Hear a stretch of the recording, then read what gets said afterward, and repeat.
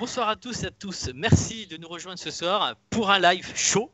On a eu le before, vendredi. J'étais fatigué, je suis toujours fatigué parce qu'on a regardé la course ce week-end. Et aujourd'hui, nous allons parler de l'after de la Rolex 24. Pour les anglophones, chez nous, c'est les 24 heures de Daytona. Et pour ce faire, Laurent nous a rejoint pour nous faire part de ses analyses d'experts sur l'endurance, le monde de l'endurance. Et bien sûr, comme il a été consultant pour Automoto et il nous a regardé les 24 heures de Daytona avec nous, je reçois Laurent Mercier. Salut Laurent. Salut Alban. Alors Laurent, 60e édition, est-ce qu'elle a tenu toutes ses promesses? Je pense qu'elle a tenu quand même pas mal de ses promesses. Ouais. Ça a été disputé jusqu'à l'arrivée comme on a pu le voir. Et aussi bien en GT qu'en proto. Bon, en GT, je pense qu'on n'a pas fini d'en parler. Ouais. C'est que le début. Et puis en proto aussi, parce que c'est pas forcément l'équipe qui a gagné qui avait certainement les faveurs des pronostics, même si on savait la qualité de meilleur champ qui est de son équipage. Et bon, voilà. Donc, écoute, c'était plutôt une belle course quand même. Exact. Donc, on va attaquer directement dedans. Donc, on va faire le débrief. On va parler de la course en elle-même. On va avoir des intervenants qui vont te poser des questions. On va développer un peu la pop de la GTD Pro qui a été au cœur du sujet durant tout le week-end. Et on finira sur un petit peu d'actu, que ce soit IMSA et WEC, parce qu'il y a eu pas mal d'actu qui sont sortis aujourd'hui. Donc voilà. Donc Laurent, les départs, parce que c'était deux départs. On a eu le départ Proto et les départs GT, avec le GTD Pro et le GTD. Départ soft. Bah heureusement. Parce que si tout le monde se rentre dedans, hein, la nouvelle chicane baptisée Le Mans, ça pose problème. Et ouais, départ soft, 61 voitures, ce qui s'était plus jamais vu depuis la merge, l'unification, pardon, en français, entre l'American Le Mans Series et le Grand Am. Et ouais, ça a été assez soft. Je pense que le briefing du directeur de course a dû être suffisamment clair et net pour pas que tout se finisse à la première chicane. D'accord. Sur les 2 premières heures, on n'a pas trop de gros faits de course à noter, hormis quelques petites passes d'armes sympas. Ouais, quelques petites crevaisons aussi à droite à gauche. On a bien cru que ça allait. C'est des crevaisons quand on a vu là, au niveau des deux Acura notamment qui ont crevé. On avait des températures qui étaient quand même relativement froides. Et puis il y avait toujours cette fameuse règle de la pression des pneus à respecter, ce qui était une nouveauté cette année, mais ce qui est une nouveauté pour tout le monde. Donc comme ça, personne n'est avantagé, tout le monde est sur un même pied d'égalité. Et puis ouais, on a eu quelques petites passes d'armes, ça a été assez tranquille, ouais. Timide, on va dire. Il se chauffait. Ouais. Et Laurent, tu te parlais de crevaison. Est-ce que ces crevaisons ne sont pas dues à la pression imposée par l'IMSA? Non, parce que si tu regardes, tout le monde n'a pas crevé. On n'a pas eu de crevaison à répétition. On a toujours des crevaisons sur les courses. C'est pas forcément les pneus qui sont à remettre en cause. Hein. C'est pas parce que tu crèves que tu as un pneu qui est pas bon. Tu peux aussi, ça peut peut-être avoir une incidence, mais il n'y a pas péril en la demeure. C'est pas comme si tu avais des conditions qui étaient changeantes et que tu n'avais pas les bons pneus. Là, c'est sûr que tout le monde est parti en pneus froids, mais tout le monde part en pneus froids aux États-Unis, contrairement à ce qu'on a en Europe où tu peux chauffer les pneus. C'était forcément compliqué pour les pilotes, mais on n'a pas eu. Je peux pas dire qu'on ait eu plus de crevaisons que par le passé. Surtout les crevaisons qu'on a notées les plus redondantes, c'était en DPI, quoi. C'est sur les DPI qui ont le plus crevé. Au final. Alors c'est le DPI qui ont le plus crevé. Et maintenant, on a eu quand même. Mes amis d'Automoto la chaîne l'ont suffisamment dit. On a une réalisation de course qui n'a pas forcément été au top du top. C'est le moins qu'on puisse dire. Donc, on n'a pas vu toutes les catégories. Donc, c'est vrai que quand tu regardes sur les faits de course instantanés et tout qui sont proposés par la direction de course, tu te rendais compte que tu avais aussi des voitures qui avaient crevé et qu'on n'a pas forcément vu à l'image. Mais il n'y a pas eu plus de crevaisons que d'habitude. Donc, les premières heures soft, on a comme eu quelques favoris qui sont quand même tombés à la trappe. Hein. On a eu TR3 avec la Lamborghini de Bortolucci. Oui, qui avait gagné la course, qualificative. Qui a gagné la course qualificative, qui avait quand même entre nous un équipage un peu de tueurs, même si on attendait un peu plus de TR3 Racing. Et ouais, ça ne l'a pas fait. Ça ne l'a pas fait à Dubaï aussi aux 24 heures, alors que Barwell aurait pu jouer quelque chose. aux 24 heures. Et là, Lamborghini qui avait quand même des statistiques très avantageuses aux 24 heures de Daytona en GTD, même d'ailleurs bien plus avantageuses qu'une marque comme Porsche par exemple. Et cette année, Lamborghini, c'est un peu, ils sont passés un petit peu à côté quand même, aussi bien en GTD d'ailleurs qu'en GTD Pro. Tout à fait. Qu'est-ce qu'on a eu encore en début début milieu de course?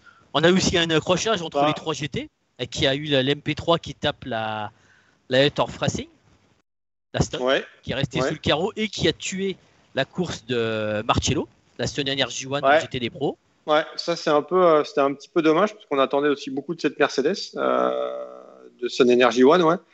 Et ça c'est sûr, avec The Art of Racing aussi qui avait un bon coup à jouer. Et ça fait partie des retraits qu'on a vu très très tôt dans la course. On a eu aussi un début de course un peu, on va pas dire compliqué, mais un peu en dedans de Cooper McNeil sur la Porsche qui roulait en pro, la WeatherTech, qui naviguait durant son relais en milieu de peloton GTD. Alors attention, Cooper McNeil, c'était certainement le pilote le moins expérimenté de l'équipage en termes de performance. Et ce qu'il faut peut-être dire aussi, c'est que c'est pas parce qu'on roule en GTD qu'on était forcément désavantagé, parce que les équipages GTD ont aussi des pilotes pros. Et évidemment, en début de course, c'est aussi ce qui a fait un petit peu la différence. Exact. La nuit, Laurent, quand la nuit est arrivée, c'est là qu'on a commencé à voir les premiers pépins. Et ceux qui ont souffert, c'est les Cadillacs. Ceux qui ont souffert, c'est les Cadillacs, ouais. On attendait certainement plus des 2 voitures de Ganassi, qui n'ont pas été épargnées par les problèmes. Et puis du côté de JDC, écoute, je pense que le meilleur ambassadeur de JDC, ça a été Sébastien Bourdet, qui a bien fait comprendre que l'année passée, quand il était chez JDC, que JDC, avec un budget nettement inférieur à la concurrence, arrivait à faire des choses bien. On l'a vu encore avec Tristan. Et Loïc d'ailleurs. Moi je trouve que Loïc Tristan a été bon, mais je trouve que Loïc a vraiment été au top. Ouais, et Westbrook, écoute, qui est pas forcément le pilote le plus expérimenté dans ce type de voiture, a aussi fait du bon taf. Et c'est sûr que JDC a certainement nettement moins de budget que des équipes comme Ganassi par exemple ou comme Action Express, mais le boulot a été fait. Ouais, et sachant qu'ils avaient Ben Keating qui a fait une petite pige avec eux en début de course. Ouais, donc, ils avaient un amateur avec eux. Donc, ils avaient un amateur avec eux. Maintenant, Ben Keating, c'est pas lui qui a roulé le plus durant la course. Exactement. Maintenant, il est vrai aussi que quand tu connais les écarts en DPI, même si tu fais rouler un gentleman qui est très bon gentleman, attention, Ben Keating, ça fait partie des meilleurs gentlemen du plateau. Avec un François Perrodo par exemple ou même un Paul Dallalana en GT, mais c'est sûr qu'un Ben Keating, tu le mets 1 heure dans la voiture et quand tu vois comment ça avionne devant, tu peux vite te retrouver très loin, et là ça n'a pas été le cas. Ce qu'il a roulé, il n'a pas non plus fait chuter la voiture de la première à la 7e place. Non, c'est pour ça qu'on peut le souligner. Ensuite, il roulait ensuite aussi sur du P2, donc Alors, c'est ce qui est assez fort quand tu es gentleman driver, que tu commences le sport auto très très tard dans ta vie, que tu commences ça par un simple stage de pilotage faire pour un anniversaire et que tu te retrouves après à rouler aux 24 heures de Daytona en DPI en LMP2. Je veux dire, et puis que tu fais partie quand même des meilleurs gentlemen, que tu changes de monture quasiment chaque année, notamment au Mans, où tu roules sur des voitures totalement différentes. Franchement, il n'y a pas grand-chose à dire à part respect, parce que c'est pas quelqu'un qui a une grosse expérience du sport auto, et c'est quelqu'un qui tient son rang. Donc c'est plutôt bien joué. Et c'est couillu. Il faut le faire quand même. Ouais, il faut le faire. Surtout P2 DPI, tu vois, c'est pas comme un Cooper McNeil qui fait reste en GT. GTD. Certes, qui faisait Porsche et Mercedes. Ok, c'est pas les mêmes voitures, mais tu restes quand même dans une même catégorie. Et là, tu roules quand même dans la catégorie Rennes. Tu sais pertinemment sur le papier qu'avant le départ, c'est toi un peu le talon d'Achille de l'équipage parce que c'est toi le moins rapide, mais c'est aussi toi qui finance une partie du programme. Donc forcément, c'est un peu différent, mais franchement, je trouve que ça a plutôt bien marché, même si ça n'a pas gagné. Après, on a vu qu'ils ont aussi profité de certains drapeaux jaunes pour revenir. On a vu Tristan crever, qui a pu revenir dans le tour. On a eu aussi, c'était Castro Neves, durant son relais, qui a crevé, qui est revenu dans le même tour. Le plus flagrant, c'était Wayne Taylor avec Will Stevens, qui crève et qui réussit à rentrer pour être dans le même tour. Au final, en DPI, on ne s'est pas lâché des 24 heures. Non, on ne s'est pas lâché des 24 heures. Et je pense que là où Will Stevens a été très bon, parce qu'il est rentré quand même très très lentement, ce qui a certainement fait perdre du temps un peu à la Cura, mais le fait qu'il rentre lentement, ça a permis aussi de ne pas endommager la voiture par ailleurs. C'est que tu as des pilotes qui rentrent quand même encore assez vite et qui arrachent le capot arrière et tout, où ça se barre un peu dans tous les sens. Et là, du côté de Will Stevens, on est rentré vraiment au pas. Et ça a permis quand même de perdre après moins de temps pour réparer la voiture, enfin pour réparer la crevaison. Et on n'a pas eu besoin de rescotcher la carrosserie de fond en comble. Et ouais, les écarts ont été serrés. Donc chacun avait un petit peu ses avantages. On a pu voir très vite que la Cura était plus vite en ligne droite. Et qu'après, dans l'infield, la Cadillac se comportait quand même un petit peu mieux, était un petit peu plus agile et certainement un peu plus performante. Mais ouais, on s'est jamais quitté. Et le problème des courses à l'américaine, c'est que c'est très difficile d'avoir une lecture de la course par rapport au ravitaillement et par rapport aux neutralisations. Tu reviens dans le même tour entre le wave by, entre le pass around en fonction des catégories et tout. C'est pas une lecture de la course qu'on a l'habitude de voir nous en Europe. Et je comprends aussi les équipes européennes, si tu veux, quand elles débarquent là-bas, qu'ils se disent waouh, ça nous saute un peu à la gueule parce que c'est pas du tout le même travail que nous on est amené à faire en Europe. Exact. Laurent, il y a une question là dans le chat, parce que ça tombe bien, on est sur un peu les DPI. Il y a Nicolas Elsiabaka. Les Cadillacs se sont fait avoir par les safety cars. Les Acura ne seraient jamais revenus sinon. C'est un peu le propre des neutralisations. Le truc, c'est qu'il faut que tu rentres au bon moment. Il y a des moments où tu peux pas rentrer parce que les stands ne sont pas ouverts. Après, tu es bloqué à la sortie des stands. C'est toute une gymnastique à faire. Et tu as aussi, alors tu as l'expérience qui parle. Je veux dire, si Wayne Taylor a gagné autant de courses avec son équipe, il y a une raison. Tu ne gagnes pas autant de fois les 24 heures de Daytona qu'il a gagné 4 fois sur 5, plus sans compter celle avec SunTrust, avec notamment Manu Collard en 2005, par hasard, tu vois. Mais à un moment, c'est aussi une histoire de pari, c'est une histoire de jeu, une histoire de gambling. Tu te dis, bon, ben là, ça va être neutralisé, je vais rentrer avant, et puis en fait, tu rentres, mais ça ne l'est pas, puis en fait, ça l'est. Donc, tu peux jouer, tu peux gagner, mais tu peux aussi tout perdre. Et on le voit aussi notamment un peu aux 24 heures de Spa aussi, où tu joues un petit peu et des fois ça marche, des fois ça marche pas. Exact. Il y a Ali Vellar qui nous dit la meilleure chambre a crevé car elle a tapé une LMP3 dans la chicane Le Mans ex-box stop. Exact. Voilà. J'en profite parce qu'on est sur les questions du chat, Laurent. Michel Lérac, question. Multiples contacts entre les deux Porsche de tête en GTT Pro, l'attaque agressive de Colson Herta sur Deletraz, c'est de l'IMSA. Que pensez-vous de cette réglementation des plus laxistes sur l'effet de course? C'est l'IMSA, on va dire. Est-ce que c'est plus laxiste? Alors déjà, les circuits sont différents déjà quand même. On a quand même des circuits qui sont quand même différents aux États-Unis qu'en Europe. On a quand même nettement moins de zones de dégagement, même si ici on a quand même un gros banking. Donc évidemment, c'est pas quelque chose que nous on a l'habitude de voir en Europe. Maintenant, je veux dire, qui va se plaindre de cette course et de comment ça s'est passé? Je veux dire, même un Louis Deletraz pour qui j'ai la plus grande amitié et qui se fait, pour pas le vulgairement, qui se fait baiser au Mans, qui avait la victoire et qui là se fait baiser aussi à Daytona. Il avait la victoire aussi, mais pour des faits de course, alors qu'il y est pour rien, le pauvre.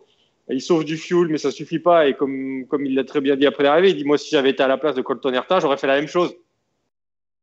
Tu vois? Donc après, c'est laxiste. Disons que c'est différent et disons qu'aux États-Unis, on laisse certainement plus les pilotes s'exprimer. Et tu vois, dès les histoires de contact entre Lorenz et Mathieu, la direction de course a clairement dit, même après que Lorenz soit parti en tête à queue dans le dernier tour, a clairement dit no further action. Donc on a même pas enquêté, regardé, ah oui, mais là il l'a touché, là il le fallait pas et tout. C'est ce qu'on appelle de la course. C'est peut-être aussi ce que nous on a moins l'habitude de voir en Europe et qu'on est plutôt maintenant ébahi, alors qu'en fait, voilà, je veux dire, ça a jamais été agressif, ça a été viril des deux côtés. Ça a été quand même très viril. Mais à un moment, quand tu vois les deux qui se serrent la main à l'arrivée, c'est la plus belle récompense en fait. T'as un gagnant, t'as un perdant, mais en fait, Ça s'est joué à que dalle. Il n'y a pas eu d'action. Voilà, il n'y a pas eu d'action pour nuire à quiconque, que ce soit du côté de Vanthoor et de Jaminet. Ça a toujours été propre dans les règles de l'art jusqu'au bout. On a affaire à 2 pilotes professionnels, 2 pilotes officiels Porsche, 2 pilotes qui se respectent, qui se connaissent. Pour bien connaître les deux, c'est assez facile. Si tu veux, c'est des gens qui sont en plus très faciles d'accès et tout. Maintenant, l'affaire aurait quand même pu tourner vinaigre, parce que si Mathieu était parti aussi en tête à queue, c'était Pierre Guidi qui gagnait. Et là, tout le monde lui aurait tiré à boulet rouge, ce pauvre Alessandro qui avait rien demandé à personne et qui aurait gagné les 24 heures de Daytona en faisant le plus gros hold-up du sport automobile de ces dernières années, parce qu'il était 3e et finalement il gagne une place pour terminer 2e. Mais ça aurait pu mal se finir. Il faut peut-être aussi souligner que, c'est un peu ce que j'expliquais ce matin dans un article, c'est que Porsche a laissé ses clients s'exprimer. Les clients achètent des voitures, Porsche donne, ou loue, prête des pilotes officiels, mais à aucun moment, tu vois, on a dit non, mais vous arrêtez vos conneries. En fait, on reste comme ça et c'est Pfaff qui va gagner devant KCMG ou KCMG qui va gagner devant Pfaff. Je pense que chez Porsche, on a vite compris que leurs 2 pilotes étaient assez intelligents pour pas faire n'importe quoi. Je veux dire, on a vu des coups, mais on n'a pas vu d'assassinat en fait. Non. Et c'est un vrai. Je pense que c'est quelque chose à souligner quand même, qu'on les a laissés s'exprimer. C'est pas le cas dans tous les championnats, c'est pas le cas chez tous les constructeurs. Et je pense que ça, c'est, à mon avis, tout à leur honneur. Et justement, ce que tu dis, avant l'Aurore, tu avais Cooper McNee, donc le boss de chez WeatherTech, a dit qu'il ne donnait aucune consigne d'équipe entre ces 3 voitures. C'est quand même rare de nos jours, quand tu as un patron d'écurie qui te dit pour moi, on part tous à égalité, que le meilleur gagne, quoi. Là, c'est un peu le cas. Alors, surtout que là, c'est un peu différent parce que c'était 3 voitures d'une même équipe. Mais là, entre Pfaff et KCMG, tu as quand même 2 équipes différentes. Et en plus, tu vois, un Lawrence qui a gagné Le Mans, qui a gagné le Nürburgring, qui a gagné Spa, qui a gagné Dubaï. Il lui manque plus que sa fichue Rolex aux 24 heures de Daytona, tu vois. Et c'est pas encore pour cette année. En plus, il roule contre son ancienne équipe, avec qui il était l'année passée en IMSA. Enfin, tu vois, il y a plein de trucs qui font que Olsen a aussi roulé chez Pfaff. Enfin, c'est assez viril, mais quand tu vois le ramdam que ça a fait sur Internet, que ça a fait en termes de diffusion au niveau vidéo et tout, c'est ce que les gens veulent voir au final. Ça se finit bien en plus. Ça faisait pas bien pour Pfaff, parce que Lorenz ne serait pas d'accord avec moi, mais ça se finit bien. Même Porsche, ils sont d'accord, ça se finit bien. Ouais, ça se finit bien. Non, ça se finit bien. Et ça, on a laissé faire. Et putain, c'est ce qu'on veut voir, quoi. Si tout doit être figé, tout doit être calé à l'avance. Déjà que tu peux plus rouler quand il pleut, que dès que t'en as un qui pète un peu au-dessus de l'autre, on met une pénalité. À un moment, si tu veux, on fait du sport auto, on fait pas de la danse classique, ou de l'escalade. Donc à un moment, je pense que les Américains sont beaucoup plus pragmatiques que nous. À tous les niveaux, je veux dire, je prends un autre exemple, tu vas à Daytona Classic, tu peux très bien avoir une voiture de 2020 qui roule face à une caisse des années 60 et ça leur pose pas de problème. Tu vois, donc ils sont beaucoup plus pragmatiques et beaucoup plus ouverts que nous. Et ça, bon, voilà, c'est un peu 2 mentalités différentes. Exact. Est-ce qu'on va avoir cette même mentalité quand il y aura la fusion en 2023 ? Quelle fusion ? 2024, quand ils vont venir faire les 24 heures du Mans, les Américains. Est-ce qu'ils vont être briefés ? Les Américains vont venir faire les 24 heures du Mans. Et c'est déjà le cas. Les Américains viennent déjà faire les 24 heures du Mans. C'est pas le plateau de Daytona que t'emmènes au Mans. Il y aura quelques équipes. Tu auras quelques équipes. Mais si tu veux, Rizzi vient régulièrement au Mans. Hera était au Mans. Pierre Wan était au Mans. Donc, tu as quand même chaque année des Américains qui viennent au Mans. Et les Américains, ils se plient aussi aux règles européennes. Comme nous, Européens, on se plie aux règles américaines. Et on n'aura jamais un finish comme on l'a eu. On l'a eu dans le passé. Enfin, je sais pas si tu te souviens des 24 heures du Mans, le finish des 24 heures du Mans 2000 avec la Porsche Aberture de Fabio Babini avec son pare-brise, où il pète le pare-brise et tout, où il arrête. Enfin, bon, un truc totalement rocambolesque. Maintenant, est-ce qu'on laisserait faire ça en 2022 ? Je suis pas persuadé, parce que maintenant, dès que tu as un truc qui va pas, il faut s'arrêter au stand. Donc bon, je pense que nous, on a tendance un peu à trop castrer, trop brider, à trop brider. Je pense à force, petit à petit, on s'éloigne un peu du sport, mais attention, c'est pas une critique. Je pense aussi que le monde évolue, les mentalités changent, et il y a des choses que nous, en Europe, on peut certainement plus se permettre de voir qu'on pouvait se permettre de voir il y a encore 15 ans. Exact. Allez, recentrons-nous sur Daytona. On va se finir ça la nuit, Laurent, assez calme. On n'a pas eu avec la pression, avec le froid qui est arrivé et la pression des pneus. On attendait 1 mètre de neige, mais finalement on n'a pas eu. Donc, mais non, on attendait quand même des températures très froides autour de 0 degré. Et, moi, personnellement, je m'attendais à ce qu'il y ait plus de problèmes avec la chauffe des pneus. Parce que pour avoir discuté avec pas mal d'acteurs de la course les quelques jours avant, je m'attendais quand même à des problèmes, beaucoup plus de problèmes au niveau de la relance, au niveau des restarts, et beaucoup plus de problèmes on l'a vu déjà quelques fois où les pilotes zigzagaient vraiment beaucoup, ou quand ça sortait des cendres, c'était un peu chaud. Et je m'attendais d'ailleurs à ce qu'il y ait un petit peu plus de soucis en piste. Bon, l'effet marquant de la nuit, on a eu quand même, les Cadillac, Chip Ganassi et Daly Racing. On a eu Antoine Doquin, la voiture qui a brûlé, la P3. Ouais. Ce qu'on peut retenir de la nuit. Et je te coupe, Alban, tu as aussi les problèmes des corvettes. Ah, ça oui. Quand même. Et puis les BM qui n'ont jamais été dans la course. Exact. Justement, Laurent, pour parler des problèmes de Ganassi, on a Fred qui va intervenir pour te poser une question. Est-ce que Fred est là? Allô, Fred? Oui, ne t'inquiète pas, je suis là. C'était le temps de remettre mon micro. Voilà. Alors, on t'écoute parce que tu as une question intéressante à exprimer. Donc déjà, oui, j'ai été un petit peu surpris, moi, des manques de fiabilité des Cadillac, qui sont quand même là depuis pas mal de temps. Et ce qui m'a vraiment, moi, surpris, à la fois pour le constructeur et pour l'écurie, c'est quand on retrouve les voitures au stand et qu'on nous dit qu'ils n'ont pas les pièces pour réparer. Moi, ça m'a un peu scotché. Parce que je veux dire, quand même, alors, je t'avoue, Fred, j'ai pas investigué le sujet par rapport à ça, mais il n'y a jamais eu en plus trop de précipitations autour de la voiture. Alors après, peut-être qu'on a diagnostiqué quelque chose et qu'on n'avait vraiment pas ce qu'il fallait. Maintenant, c'est sûr qu'on n'a pas forcément l'habitude de voir un team comme Ganassi aussi en dedans, surtout quand tu fais rouler en plus 2 voitures quand même, ce qui est quand même pas rien.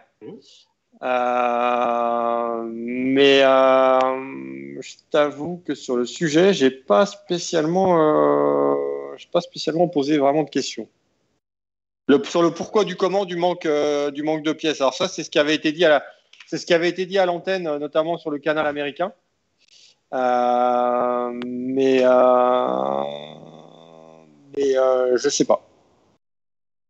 Parce que, à la limite, on pense vraiment dans nos équipes européennes, là, avec les constructeurs, tu as toujours, pour le GT3, je pense, tu as les équipes qui sont là avec leur matos, mais tu as quand même les constructeurs qui sont là aussi présents et qui peuvent éventuellement faire le truc. Je dis, voilà, au monde pense, tout ce qui est alternateur et compagnie, a priori, il n'y a pas les pièces pour réparer. Ça fait un peu le couillon. Ouais, mais je pense pas que ce soit qu'une histoire d'alternateur. Je veux dire, tu t'adresses quand même à Ganassi, tu t'adresses pas à une équipe, équipe de pimpins. Donc, après, je pense qu'il y a autre chose. Je pense qu'il y a autre chose et que le mal était certainement plus important un simple problème d'alternateur. Je veux dire, tu vas pas dire je suis Ganassi, j'ai pas d'alternateur pour remplacer une Cadillac. Enfin, je veux dire, t'es quand même. En plus, le team. Enfin, je pense pas que ce soit vraiment un problème de pièces. Le team s'appelle Cadillac Racing. En plus, ça s'appelle même pas Chip Ganassi Racing, tu vois. Donc, quand tu t'appelles Cadillac Racing, t'as un soutien de Cadillac, surtout quand tu sais le futur de Cadillac en DPI et tout. Donc bon, je pense que c'est pas une histoire. On n'a pas dit ah merde, on a oublié la clé de 13 à l'usine. Je pense que ça va bien au-delà de ça. Ce serait ballot. Mais ouais, mais je dis, voilà, dans l'ensemble, déjà, les problèmes de fiabilité des Cadillacs, ça m'a un petit peu surpris quand même. Donc, bon, l'accident de Johnson, ça pouvait arriver à n'importe qui, hein, de péter de suspension. Bon, lui, il est un petit peu rentré comme un sauvage, hein, en plus, en voulant perdre le moins de temps possible. Donc, forcément, il a un petit peu, à mon avis, arraché pas mal de choses en même temps. Mais bah oui, 5 Cadillac, 2 Acura, et puis finalement, les Acura font le doublé. Les Acura font le doublé. Bon, maintenant, ça aurait très bien pu faire d'abord 2 Cadillac, ensuite 2 Acura. L'effet de course ont fait en fin de course surtout que il a fallu aussi jouer sur la consommation de carburant. Il y en a peut-être qui ont été un peu plus, je ne sais pas si on peut dire intelligents, mais un peu plus facile à gérer justement ce safe fuel qu'on puisse sauver un petit peu plus de carburant que les autres. Et ça a fait la différence. Maintenant, sur une course de 24 heures, quand tu vois l'écart à l'arrivée, c'est peanuts. Hein. Tiens, justement, en parlant des Acura, messieurs, il y a Ali Vellar dans le chat qui nous dit les Acura étaient meilleurs quand les températures étaient à la baisse et surtout le moteur marche mieux en ligne droite. En revanche, la Cadillac est un peu plus performante quand il fait chaud. Par contre, elles sont un peu à la peine en ligne droite. Ouais, mais c'est exactement ça. Et c'est pour ça que les Cadillac, ça se voyait, c'était flagrant. La Cadillac peinait un petit peu dans le banking en VMAX. Et après, dès que tu partais dans l'infield et tout, forcément, là, les Cadillac étaient un peu plus à leur avantage. Et la température a aussi un peu joué, même si on a toujours eu des températures quand même de piste qui étaient quand même très, très froides par rapport à ce qu'on a connu quelques années, même si, bon, à Daytona, moi, j'ai rarement connu à Daytona de température vraiment estivale, même si tu es en Floride. Parce que tu es quand même si tu es en bord de mer, tu es quand même plus au nord qu'à Miami. Et bon, ça a certainement joué aussi un petit peu. Et on a vu pendant la nuit la Ferrari qui volait. La Ferrari à Pierre Goudy sous le froid, elle était avionique. Hein. Elle était avionique. Non, mais elle était avionique comme la Ferrari à F Corset était avionique aussi en GTD, alors qu'on ne les a pas vus non plus. Écoute, il suffit de lire les messages Twitter de certains pilotes, de certains constructeurs, pour comprendre qu'il y a beaucoup de pilotes qui se sont posés des questions pour savoir, pour expliquer un petit peu le pourquoi du comment. Donc, moi, je suis pas ingénieur et je suis pas tacticien chez un constructeur. Mais bon, à un moment, tu peux aussi te poser des questions de savoir comment, au bout de 2 heures de course, tu arrives à tourner près de 2 secondes plus vite. Et tu vas pas me dire que c'est la météo, que c'est les conditions de piste et tout, quoi. Dire presque 2 secondes, 1 seconde 8 plus vite coureur. Quand tu connais les écarts infimes qu'il y a en sport auto et notamment en GT3. Et tu vois, à un moment, tu voyais que le meilleur temps en GTD Pro, c'était la Ferrari Rizzi, et le meilleur temps en GTD tout court, c'était la Ferrari F Corset. Bon, ok. Je suis un peu. Monsieur Sandbagging serait par là. Non, le problème, c'est que ça a toujours été un peu le cas avec tout le monde. Si tu discutes, on va dire que chez BM, on l'a fait aussi par le passé, où tu n'es pas là en course, en début de course, et en fin de course, bizarrement, tu te retrouves à retrouver de la perfo. Ça a été le cas pour Ford avec la Ford GT. Et maintenant, moi, je me dis, mais c'est valable dans tous les championnats. Le législateur a un article qui dit que si on se rend compte qu'on est un petit peu en dehors de la fenêtre de la BOP, que le législateur se garde le droit d'adapter en fait ou de pénaliser le constructeur en question pour un surplus, on va dire, de performance.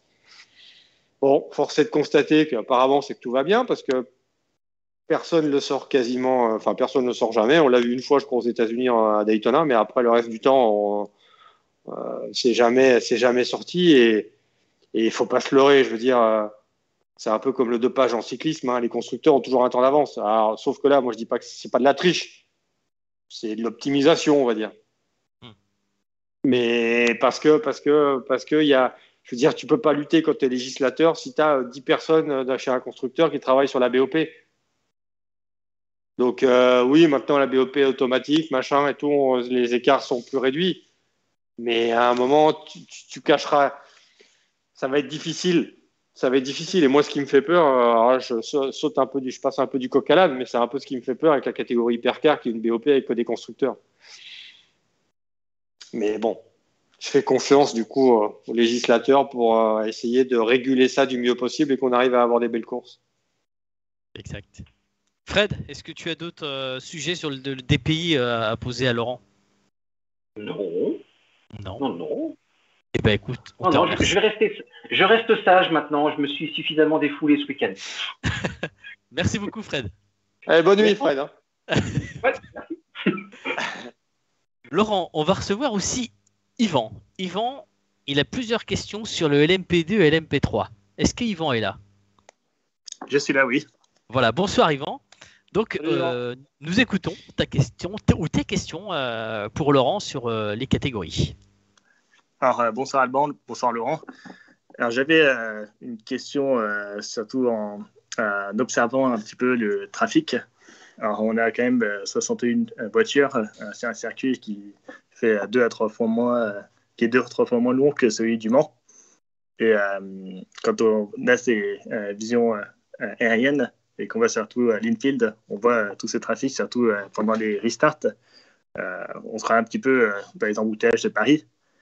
Et en fait, je me disais, c'est bien pour le spectacle de voir autant de dépassements. Et c'est le genre de spectacle qui manque un petit peu dans la monoplace d'ailleurs. Mais vu que l'année prochaine, on aura du GTP et qu'on a probablement beaucoup plus de constructeurs, est-ce que ça ne mettrait pas à mal l'avenir des LMP2 et LMP3 dans l'IMSA? Alors ça, il faudrait plutôt poser la question à John Doonan, qui est le patron de l'IMSA, plus qu'à moi. Je pense que si tu as forcément plus de voitures, c'est sûr, si tu as plus de voitures dans la catégorie GTP, je pense que s'il y a une catégorie qui devait à l'avenir passer à l'AS, si tu veux, le LMP3, qui est la dernière catégorie qui a rejoint d'ailleurs le championnat IMSA, peut-être que c'est cette catégorie-là qui sautera. Maintenant, je vois mal aussi comment est-ce qu'on va pouvoir accepter plus de 60 voitures, plus de ce qu'on avait vu là, parce que je sais pas, tout le monde a vu que, comme tu le dis très bien, les restarts c'était quand même un peu tendu. Et je pense accepter plus de voitures, surtout si tu acceptes plus de prototypes, parce qu'au final, là, on se rend compte que cette année, les prototypes, je veux dire, il y a 7 DPI, c'est 7 DPI et 10 P2, ça fait que 17 sur 61. Donc c'est quand même très peu de prototypes. Après, est-ce que tu vas avoir à partir de l'année prochaine plus de LMDH qu'on a de DPI? Je ne suis pas persuadé au début, parce qu'il faut quand même que tout ce beau petit monde trouve des équipes. Hein. Un programme LMDH, ce n'est pas un programme LMP2. Donc ça va demander forcément plus d'argent. Mais il faudra certainement faire un choix. Maintenant, la question qui va se poser, c'est quel va être aussi l'avenir du LMP2 aux États-Unis. Je pense que les Américains ont toujours. Il y a forcément de bonnes relations avec l'Europe, mais les Américains ont toujours fait un petit peu aussi cavalier seul et toujours fait un petit peu ce qu'ils voulaient. Et je pense que ça va dépendre du nombre de GTP que tu vas avoir, en fait. Et l'autre question que tout le monde se pose aussi, c'est est-ce qu'un jour, les 24 heures de Daytona seront intégrées au calendrier du WEC? Ce serait pas mal. On a eu dans le passé le championnat du monde d'endurance qui a fait partie, où il y avait les 24 heures de Daytona qui étaient partie intégrante du championnat du monde d'endurance. Donc, pourquoi pas? Maintenant, ça me semble compliqué avec si on a 2 championnats forts, si tu as un IMSA fort et un WEC fort, je vois pas trop comment est-ce que tu peux harmoniser ça. Tu peux pas dire à tes concurrents qui font le reste de la saison IMSA, en fait, vous venez pas à Daytona parce qu'il y a le WEC. Faire une course comme un super Sebring, tu feras un super Daytona. À la limite, why not? Et tu fais 2 courses aux États-Unis. Tu fais une course à Daytona, une course à Sebring. Est-ce que tu peux avoir un super Daytona en plus d'un super Sebring? Ouais, pourquoi pas? Ça peut être intéressant pour le fan, ouais. Alors, ça peut être intéressant pour le fan. Maintenant, moi, j'étais à Sebring en 2012 quand il y avait la première du WEC qui était avec l'American Le Mans Series. Et là, c'était une même course. C'était pas un super Sebring, mais bien une course de 12 heures. Moi, j'avais trouvé ça vraiment bien parce que tu avais des équipes américaines qui affrontaient des équipes européennes, entre guillemets, parce que c'est le WEC, mais principalement des équipes européennes. Et tout le monde avait vraiment kiffé cette mixité, cette grille commune. Maintenant, si tu as 60 voitures aux États-Unis en IMSA et puis que tu as, comme en ce moment, une petite quarantaine de voitures en WEC, si tu dois mettre 100 voitures à Daytona ou à Sebring, j'ai un peu peur que là, ça pose problème. Alors, pourquoi pas un processus de sélection comme on aurait aux 24 heures du Mans? Ben, alors, ouais, pourquoi pas, ça je l'entends, mais comment tu fais alors pour ceux qui font le championnat complet? Parce que les deux font partie d'un championnat. Donc, ça me semble compliqué de dire on fait des sélections, puis toi tu fais pas, mais si tu me diras, c'est un petit peu le cas, pour Le Mans, mais Le Mans, tu as quand même le WEC où tous les invités du WEC font Le Mans. Donc, c'est là où ça complique un petit peu la donne. Parce que une équipe arrive à vendre un programme si elle fait Le Mans. Si tu fais pas Le Mans, si tu sais que tu restes sur la touche au Mans, sauf si tu décides de pas faire Le Mans, comme certaines équipes. Bon, là, le problème est réglé. Mais ton business model en tant qu'équipe repose beaucoup sur les 24 heures du Mans. Donc, si tu dis même aux Américains, tu dis, en fait, vous pourrez faire l'IMSA, mais vous n'êtes pas sûr d'aller à Daytona. Je sais pas comment le prendront les équipes et les pilotes américains. Après, on a un circuit américain en Europe qu'on pourrait utiliser. Le WEC pourrait faire, au lieu de faire les 24 heures Daytona, je te dis une connerie, parce qu'il y a un circuit européen qui est à banking, c'est le Lausitzring. Tu peux faire une grosse course d'endurance. Oh, tes conneries. Bah quoi, t'as un banking, a priori tout le monde kiffe le banking, Laurent. Non mais attends, faut appeler un chat un chat, tout le monde kiffe le banking de Daytona. On va pas comparer Daytona avec Lausitzring. Putain, mais Lausitzring, tu sais où c'est Lausitzring? C'est en Allemagne qu'il a perdu. Ah ben non mais attends, non mais il n'y a pas la plage, on n'est pas à Daytona Beach au Lausitzring. Alors, non. Il y avait pas mal de personnes qui ont. C'est ce que j'ai relaté. J'ai vu des mecs qui parlaient. Ouais, si on veut un banking comme Daytona, il faut aller au Lausitzring parce que. Mais on veut pas. Mais non, mais enfin, moi je pense que c'est un faux problème. On veut pas un banking comme Daytona. On veut Daytona. Mais on peut pas l'avoir. Tu peux pas l'avoir, mais soit il faut aller rouler à Daytona, ou soit on doit trouver des moyens pour que Daytona intègre le championnat du monde d'endurance. Je te dis par un super Daytona. Pourquoi pas un super Daytona au final, c'est pas forcément une mauvaise idée en soi. Mais de là à dire il faut qu'on trouve un banking, on peut aller à Rockingham aussi en Angleterre pour qu'on y est. Enfin, tu vois. Ouais, c'est sûr. Non, mais c'est une question que je te pose. Moi, je suis d'accord avec toi. Daytona, c'est Daytona. Mais ouais, le truc, il est là, c'est que tu veux rouler à Daytona. Je veux dire, comme tu veux rouler à Bathurst. Tu veux pas rouler sur un circuit qui ressemble à Bathurst, tu veux rouler à Bathurst. Exact. Donc ça c'est pas l'histoire, c'est pas on veut un banking. Le banking de Daytona est spécifique à Daytona. Lausitzring, ouais, ok, mais c'est Lausitzring, c'est pas Daytona. Exact. Attention, c'est ce que plusieurs fans pensaient. Je pense que personne n'ira rouler là-bas, que ce soit en WEC ou en d'autres séries. Mais voilà, c'est ce qui se trimballait sur la toile, donc tant qu'à faire, autant en discuter avec toi vite fait. On le sait bien que c'est pas du tout le même que Daytona. Non, c'est pas. Non, mais par contre, comme tu dis, à Super Daytona, ça peut être intéressant, soit en ouverture de championnat, soit en fin de championnat. La question, c'est que, moi, à mon avis, si tu le fais, faut le faire en même temps que les 24 heures de Daytona. Tu vois, parce que si tu vas le faire après, je veux dire, prends l'exemple de la course d'Intercontinental GT Challenge à Indianapolis. Ça reste creux parce qu'il n'y avait que ça. Tu fais ça, là après, je connais pas trop comment se passe pour les séries support pour les 500 miles. Là, c'est un peu compliqué parce que pour l'IGTC, tu te sers aussi une partie de l'infield, donc c'est un peu différent.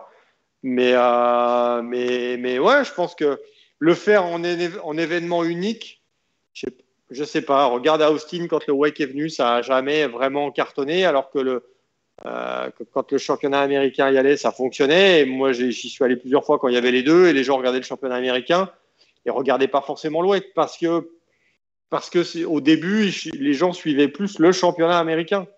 Que là, à Sebring, les gens vont suivre les deux, surtout quand tu vas avoir le surplus d'hypercar, d'hypercar l'année prochaine. Exact. Allez, on finit le débrief de la course. Yvan, est-ce qu'on a répondu à tes questions?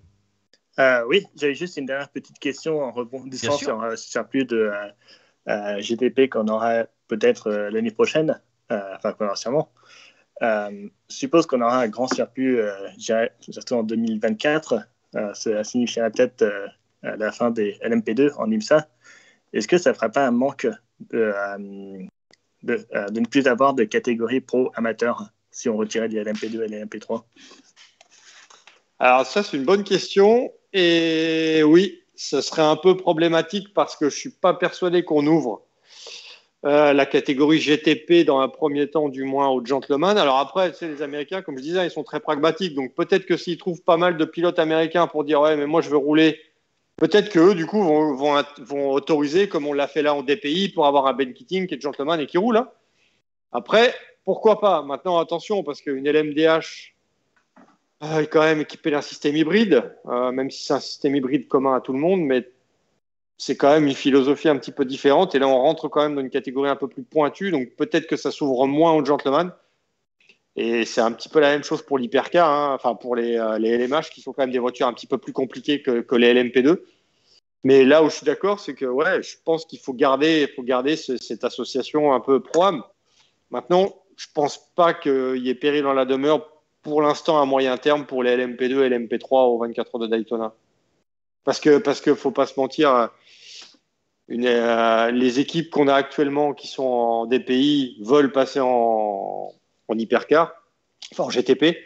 Bon, il y a BM aussi qui va arriver, mais je sais pas combien on aura de voitures dans un premier temps, parce que je pense qu'une LMDH ça va coûter un peu d'oseille. Donc bon, je pense que tout le monde n'aura pas forcément les moyens d'aller en LMDH. Sachant qu'à Daytona, Laurent, il y avait 10 LMP2 et on avait 9 LMP3. Hein. On avait quasi le même plateau. Hein. Ouais, alors après, toutes les voitures qui sont en LMP2 ne disputent pas toute la saison IMSA. Tout à fait d'accord. Si tu prends Racing Team Nederland notamment, c'est les courses longues. Hein, donc Daytona, Sebring, Watkins Glen et Petit Le Mans. Donc bon, je pense que 2023 va nous donner déjà une image un petit peu plus précise un peu du paysage. C'est-à-dire qui va faire quoi. Déjà, on n'a plus de DPI, donc ça déjà le problème est réglé. Donc il va falloir que ces équipes DPI investissent dans une LMDH. La question aussi qu'il va falloir se poser aussi pour l'année prochaine, c'est dans la catégorie GTP qui va donc regrouper LMH et LMDH, qui va venir rouler? Est-ce que Toyota va venir aux 24 heures de Daytona? Est-ce que Peugeot? Je pense pas l'année prochaine parce que ça me paraît un peu court par rapport au planning. Mais est-ce que Peugeot ira rouler à Daytona? Ou est-ce que Peugeot ira rouler à Daytona avec Nissan? Nissan qui est très réputé aux États-Unis. Parce que Peugeot n'a peut-être pas besoin d'aller rouler sous son nom aux États-Unis.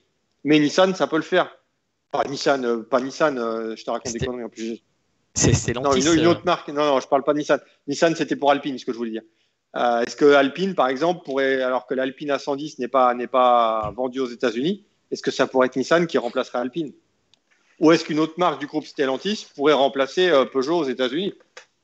Je ne sais pas, hein, c'est juste une question. Alors après, il faut voir, est-ce qu'il y a des histoires d'homologation? Est-ce que la Peugeot ressemble quand même à une Peugeot? Ça ne ressemble pas à une Alfa Romeo. Je prends l'exemple d'Alfa Romeo. Mais... Donc si tu veux une Alfa Romeo, il faut changer la carrosserie. Mais après, il y a cette histoire d'homologation.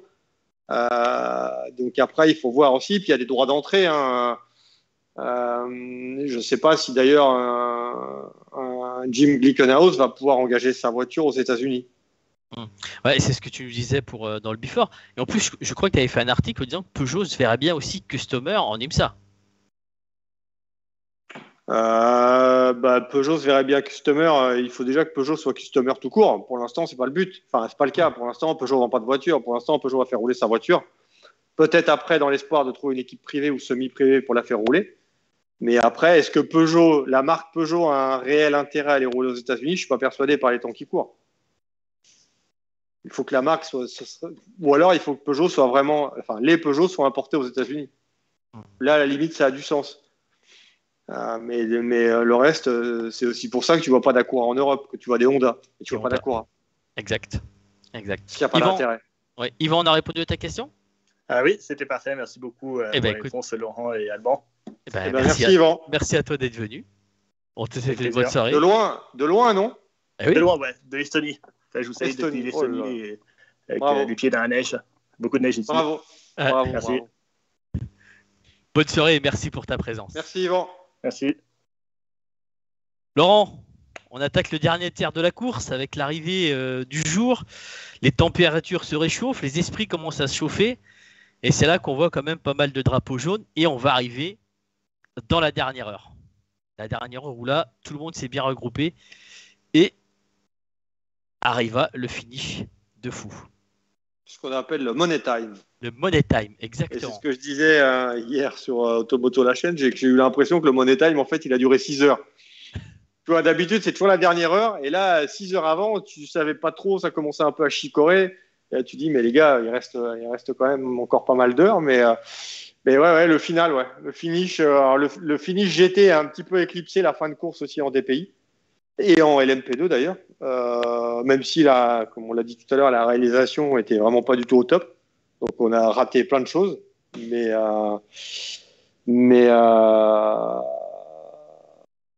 bon. Au restart, il y a quelque chose le dernier restart, il y a quelque chose qui m'a un petit peu fait tiquer.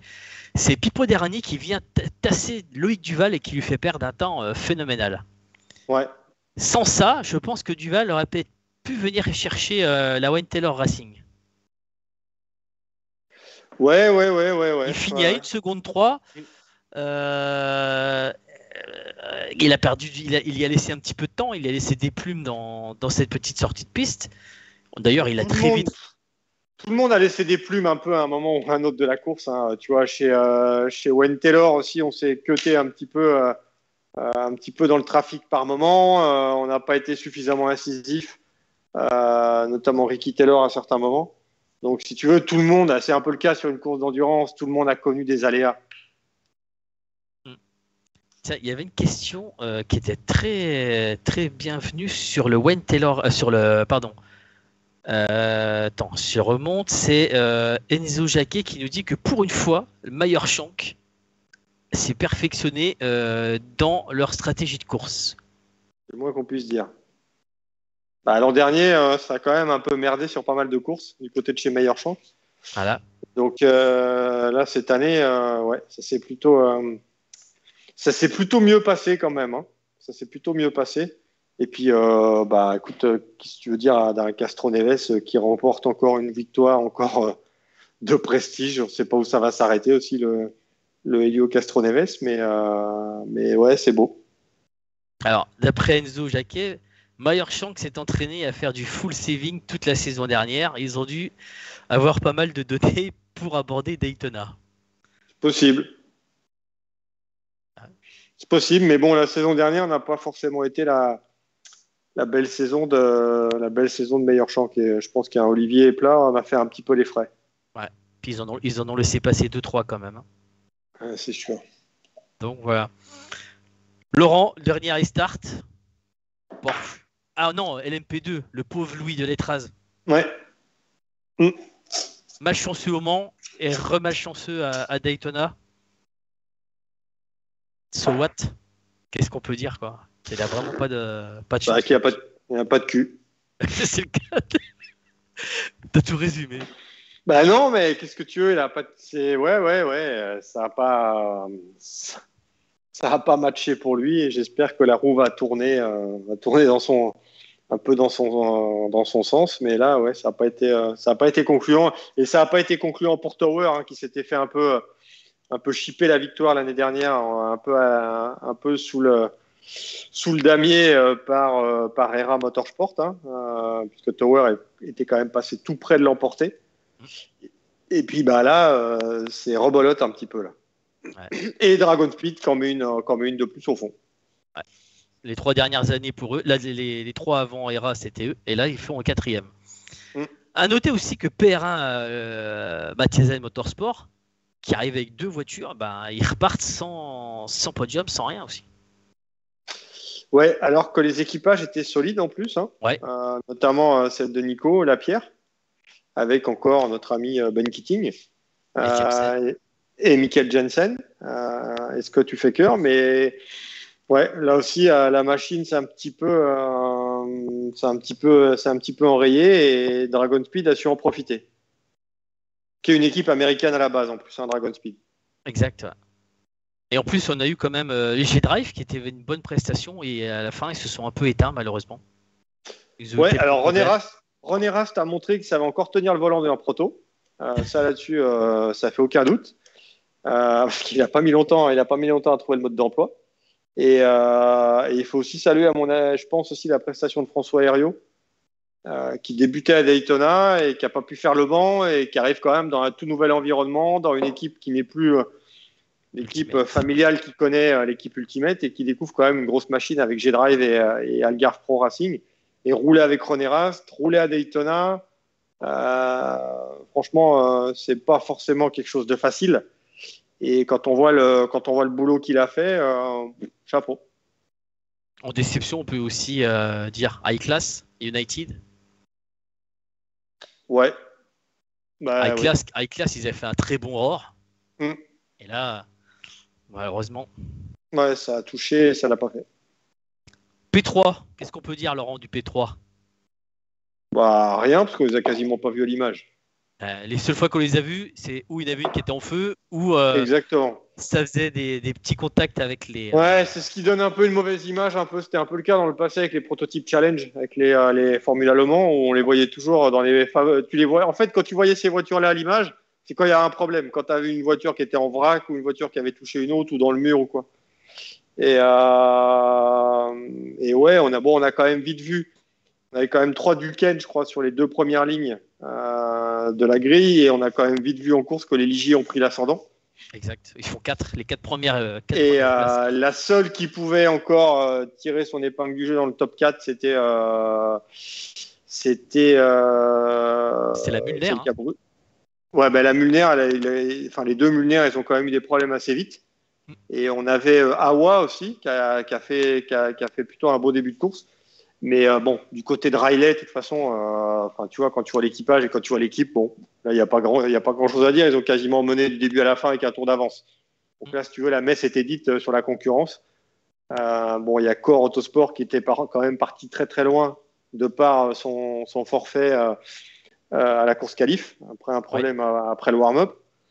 Et Andretti qui aurait régressé. Ouais, moi j'aurais mis une petite pièce sur Andretti aussi quand même. Ils avaient gagné le Roar. Ouais, ils avaient gagné le Roar. Ils ont un Josh Burdon qui est plutôt un très bon pilote. Et finalement, ouais, ils ont été dans le coup, mais pas de quoi venir concurrencer et terrasser nos amis de Riley Motorsport. Il y a Mulner qui était bien parti. Mulner était bien, ouais, Mulner était bien. Et les deux. Ils avaient fait un podium l'année passée.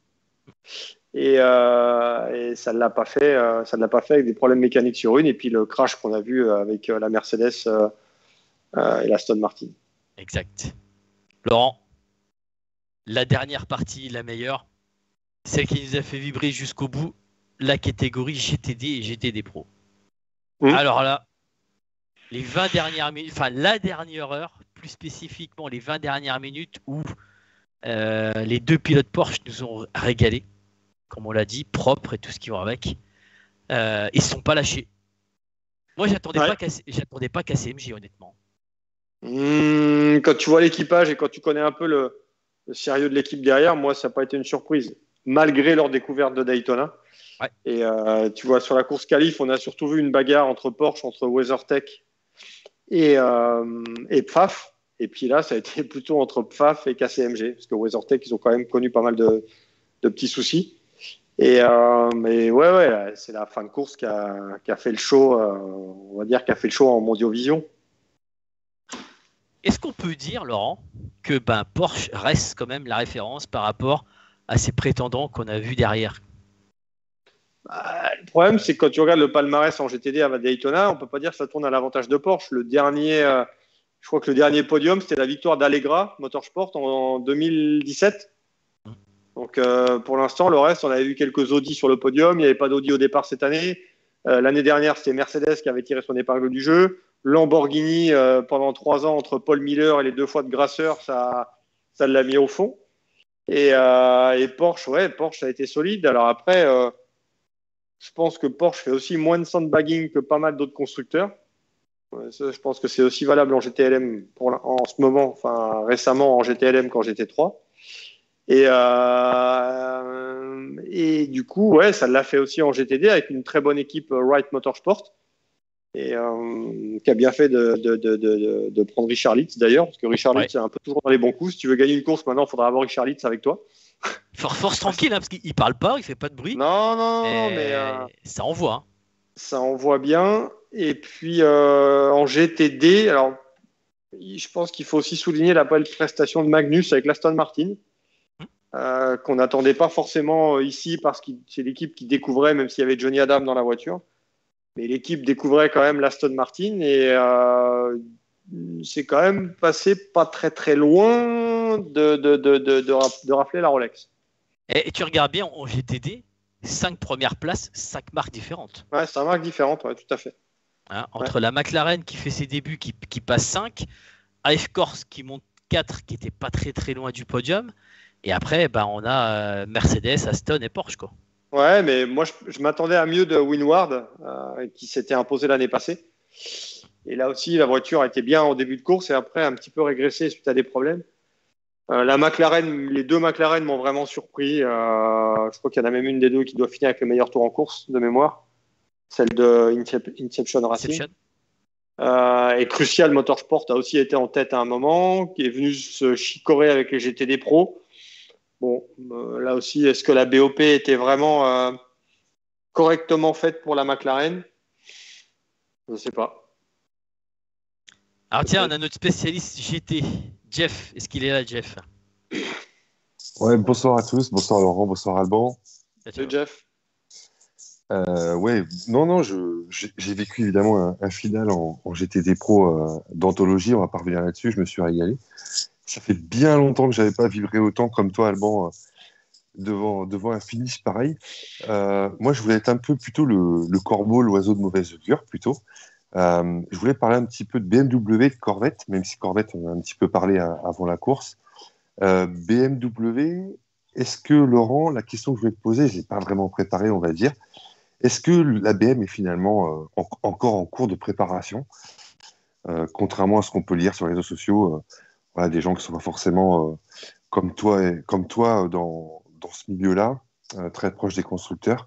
Est-ce que la BM a tout simplement montré qu'elle est encore en cours de développement ?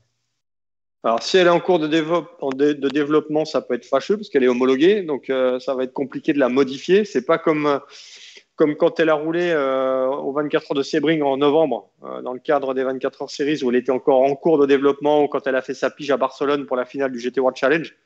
C'était plus pour étalonner la voiture et il y avait encore des petits travaux à faire. Là, la voiture, elle a été livrée aux équipes. Elle a fait les 24 heures de Dubaï avec des équipages quand même plutôt typés Pro-Am, plus que des équipages full pro. Là, c'est une première course. Là, la copie était quand même un petit peu à revoir. Maintenant, c'est pas parce qu'on a raté une première course que la voiture est forcément ratée. Hein. Bien sûr. Maintenant, c'est sûr que si tu te fies aussi à Turner Motorsport, la BM aussi a abandonné celle de Turner. Bon, peut-être que elle a manqué de perfo dès l'aurore. On a vu dès l'aurore qu'elle était vraiment en retrait et qu'à aucun moment la M4 GT3 a pu jouer la gagne, malgré le fait qu'elle soit engagée par RLL et sa pléiade de pilotes officiels. Bon, maintenant, je pense qu'il n'y a pas non plus, on va pas tirer à boulet rouge. C'est aussi la première course de la voiture en Michelin, en IMSA, la première fois à Daytona. Bon. On va dire qu'ils étaient dans un environnement de compétition pure là. Parce que bon, les 24 heures, ça reste de la compétition, mais c'est moins relevé que ce qu'on a vu à Daytona.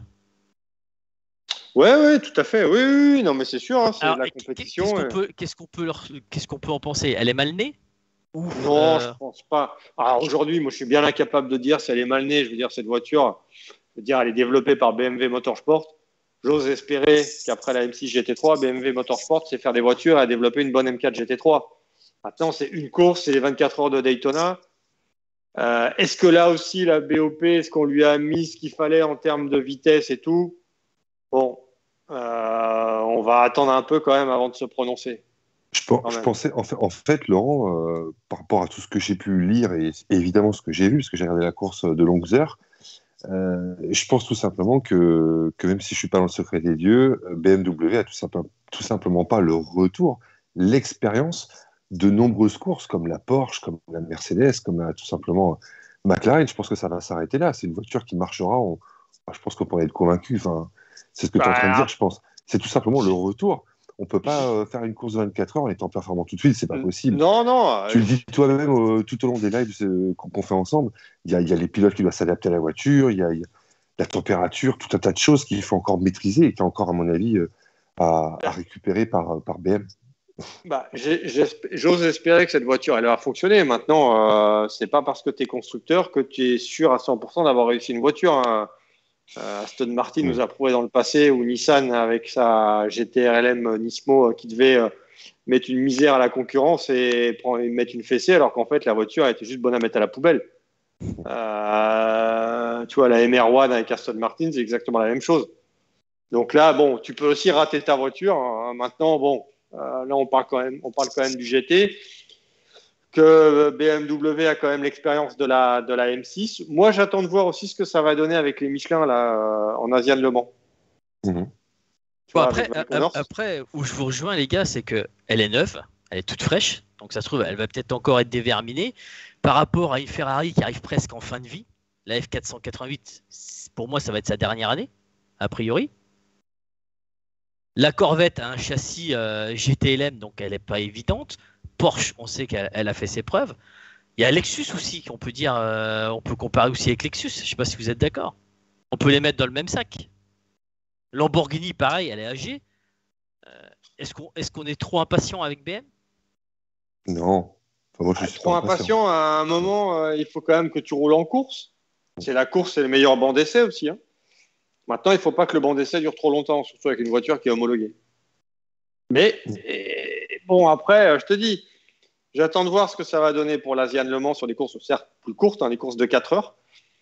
Est-ce que la voiture va être dans le coup? Est-ce que la BM aura une meilleure aussi BOP à Sebring pour le prochain rendez-vous aussi? Ça, je ne sais pas, on va voir. Ouais, mais là, il est vrai que ça n'a pas été très très positif en termes de résultats. Maintenant, bon, je te dis, c'est une première course, on ne va pas non plus tirer à boulet rouge sur une voiture qui fait une première course, hein. Exact. Non, mais beaucoup s'inquiètent, mais voilà, c'est pour ça que je te posais la question, parce que je pense qu'il faut se rassurer. C'est une voiture qui marchera, ça c'est que mon avis, hein. Mais c'est une voiture qui marchera, je suis persuadé. J'espère, parce que tu as quand même, enfin, ils sont plutôt sold out sur le nombre de voitures vendues pour cette année. D'ailleurs, c'est aussi pour ça que Paul Miller va débuter aux 12 heures de Sebring avec la M4. Donc, ça a été compliqué de livrer toutes les voitures. Donc, bon, c'est un peu ce qui m'a toujours un peu surpris pour des constructeurs d'envergure, c'est de ne pas pouvoir fournir pour livrer des voitures qui coûtent quand même un bras et les deux jambes. Donc, bon, à plus de 500 000 euros. Non, mais ça coûte plus de 500 000 euros, puis on te dit, en fait, non, on n'en a plus. Ben, comment ça, t'en as plus? Putain, ça coûte 500 000, la caisse, t'as qu'à en faire une autre. J'exagère un peu, tu vois. Je vais un peu au-delà, mais à un moment, sur une caisse à 500 000, on dit, ben non, on peut plus en avoir. C'est quoi? Vous faites quoi? Vous les vendez au compte-gouttes ou comment ça se passe? Je veux dire, plus t'en vends, plus tu fais de la marge. Et on est quand même dans un marché qui est très concurrentiel. Puis tu vas taper à la porte, tu vas dire, je voudrais une BM. Ah non, monsieur, c'est pas possible. Comment ça, c'est pas possible? Mais j'ai les 550 000. Ah oui, mais non, quand même. Ah, ok, d'accord. Bon, bah, tant pis, au revoir. Justement, tenez, messieurs, j'ai une transition qui tombe pile poil pour la BOP. Arthur Sir Jacobs.